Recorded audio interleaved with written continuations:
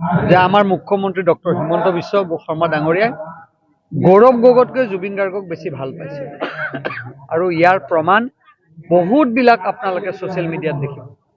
গৌৰৱ গগৈক এটা ভালকৈ অসমীয়া গান গাই দেখুৱাব দিয়ক, অসমীয়া ভাষাটো ভালকৈ শুদ্ধকৈ ক'ব দিয়ক, তাৰপিছত অসমীয়া মানুহৰ প্ৰতি তেখেতৰ মৰম থাকিব।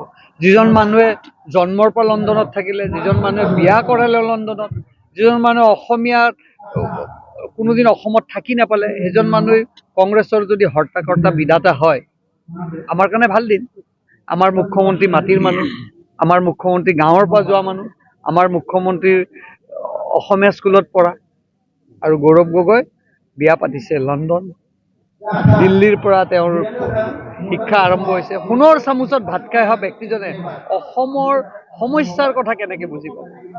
মুখ্যমন্ত্ৰী ডক্টৰ হিমন্ত বিশ্ব শৰ্মা ডাঙৰীয়াই বিভিন্ন ঘাট প্ৰতিঘাত নেওচি আজি এইখিনি পাইছে। ইয়াৰ সিদ্ধান্ত ৰাইজে ল'ব, গৌৰৱ গগৈ নে ডক্টৰ হিমন্ত বিশ্ব।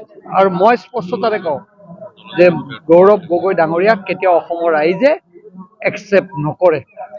এনেকুৱা ঘটনাক আমি তীব্ৰ গৰিহণা দিছোঁ, নিন্দা জনাইছোঁ। আজি বাংলাদেশত এজন হিন্দু মানুহক এনেকৈ অত্যাচাৰ কৰিছে। সকীয়াই দিছোঁ বাংলাদেশক যে আপোনালোকে এই ধৰণৰ টৰ্চাৰ মানুহৰ ওপৰত নকৰিব, আৰু সমগ্ৰ বিশ্ব এইটো বেয়া পাইছে।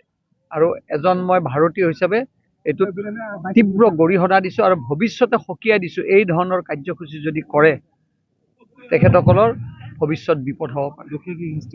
দোষী একেবাৰে যেনেকৈ আমাক জ্বলাইছে তেওঁলোককো জ্বলাই দিব লাগে আচলতে দোষী, যদি আইনত কিবা ধাৰা আছে। বাকীখিনি আৰু ভাৰতবৰ্ষ আৰু অসমৰ জনতাই আৰু বিশ্বই এইটো চাইছে। কামৰূপ জিলাৰ বাথৌ মহাসভাৰ অধিৱেশন আছে, আৰু এই অধিৱেশনত মই আজি উপস্থিত থাকিলোঁ। ইয়াত সদৌ অসম বাথৌ মহাসভাৰ সভাপতি সম্পাদক সকলোৱে আছে। আমাৰ অঞ্চলত বড়ো জনগোষ্ঠীৰ বহুত পৰিয়াল আছে, বহুত ব্যক্তিসকল আছে। এইসকল আমাৰ ভূমিপুত্ৰ, তেওঁলোকৰ এনেকুৱা অনুষ্ঠান সভাত আহিবলৈ পালে মনটো যথেষ্ট আনন্দিত লাগে। আৰু কামৰূপ জিলাই অনুষ্ঠান অনুষ্ঠিত কৰিছিল। মোৰ এক দায়িত্ব আছিল যে বিধায়ক হিচাপে সমষ্টিৰ প্ৰতিনিধিসকলক এবাৰ মাত দিয়া। অকণমান পলম হ'ল, কিন্তু আমি তেখেতসকলৰ খবৰ ল'লোঁ, আৰু পিছত ক'লে যে ইয়াত বাথৌ মন্দিৰ এটা কৰিম। মই ক'লোঁ যে আমিও এটা বাথৌ মন্দিৰত আমি এককালীন এটা সাহাৰ্য আমি দিম, আৰু আশা কৰোঁ যে এই ভূমিপুত্ৰসকলক জীয়াই ৰখাৰ ক্ষেত্ৰত আমি প্ৰত্যেকজন অসমীয়াই দায়িত্ব, আৰু বড়ো পৰিয়ালসকলৰ প্ৰতি যিহেতু আমাৰ ভূমিপুত্ৰ, তেখেতসকলক সুৰক্ষা কৰি ৰখাও আমাৰ এক কৰ্তব্য। আৰু এনেকৈ